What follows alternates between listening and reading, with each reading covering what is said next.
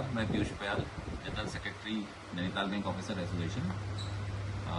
जैसा कि आप लोगों को अवगत है, आज 15 जून 2024 को नैनीताल बैंक ऑफिसर एसोसिएशन ने हड़ताल का आह्वान करा था और आपके माध्यम से मैं ये बताना चाहूँगा कि इस हड़ताल को काफ़ी समर्थन मिला, हमें अपने साथियों से काफ़ी समर्थन मिला।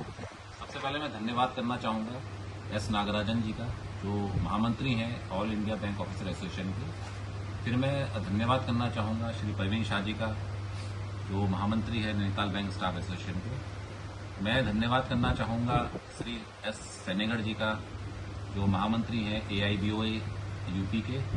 और अंत में मैं धन्यवाद करना चाहूँगा श्री शैलेंद्र राजपाल जी का, जो महामंत्री हैं AIBOA उत्तराखंड के। आपके माध्यम से मैं जनता को भी बताना चाहता हूं कि आज जो हमने ये स्टेप उठाया है वो नैनीताल बैंक की हिस्ट्री में एक अभूतपूर्व स्टेप है।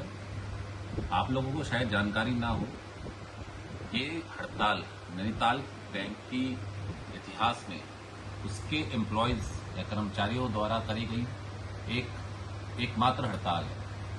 तो कुछ कारण रहा होगा जिसकी वजह से हमें आज ये स्टेप्स उठाने पड़े, और मैं बताना चाहूँगा वो कारण क्या रहे। पहले तो मैं आपको ये बताना चाहूँगा कि बैंक ऑफ बड़ौदा ने 13 दिसंबर 2022 को विनिवेश के लिए एक संविधा निकाली। जब हमारी कर्मचारी और अधिकारी यूनियन ने उसका विरोध करा, उसके बावजूद भी उनकी तरफ से कोई जवाब नहीं आया और विनिवेश के लिए आगे बढ़ते रहे। साथियों, मैं आपको ये भी बताना चाहूँगा कि बैंक ऑफ बड़ौदा का जो प्रबंधन है वो नैनीताल बैंक में 1975 से है, और as on date bank of Baroda की अंशधारिता नैनीताल बैंक में 98.5% है।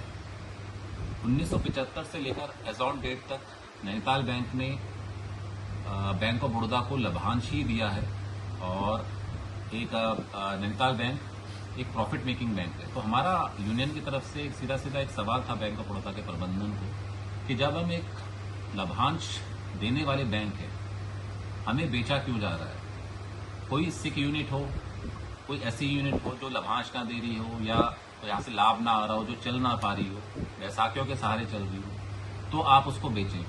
परंतु जब एक हमें प्रॉफिट मेकिंग बैंक है तो उसके बावजूद हमको बेचा जा रहा है, तो ये कहीं ना कहीं शक का सख्ती सुई घुमाता है बैंक ऑफ बड़ौदा के प्रबंधन पे कि ये आखिर ऐसा क्यों करना चाह रहे हैं। दूसरा, मैं आपको ये बताना चाहूँगा कि 2018 से हमारी एक लड़ाई चल रही थी मर्जर के लिए। तो आपको मैं ये भी अवगत कराना चाहूँगा कि 2018 में पार्लियामेंट एक्शन कमेटी ने मर्जर के लिए रिकमेंडेशन भी दी। उसके बाद 2022 में रिजर्व बैंक ऑफ इंडिया ने DFS और बैंक ऑफ बड़ौदा के प्रबंधन को मर्जर के लिए रिकमेंड करा, बट बैंक ऑफ बड़ौदा के मैनेजमेंट ने इन सबको दरकिनार करते हुए इस पे विनिवेश का फैसला लिया। तो ये ही हमारी लड़ाई का मुद्दा है कि बैंक का विनिवेश क्यों, मर्जर क्यों नहीं।